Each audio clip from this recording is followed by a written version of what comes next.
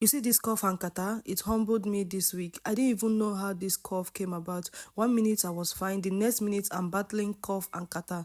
My voice is so down, I have been so weak. Being a mom, taking care of the home and still being sick is a lot. But I still have to show up for this baby girl, no matter how I feel. So I tried this cough and catarrh remedy that NK shared. Ginger, garlic, onion and honey. I didn't even have enough honey, I just managed the one I had, mixed everything together and keep it in the fridge. Or cupboard overnight like she said. Honestly, thank God it really worked. I'm already feeling better. So if you're a mom or you have got kids this period, please try it. It will really help you and your family. Take care of yourself, mama. Bye.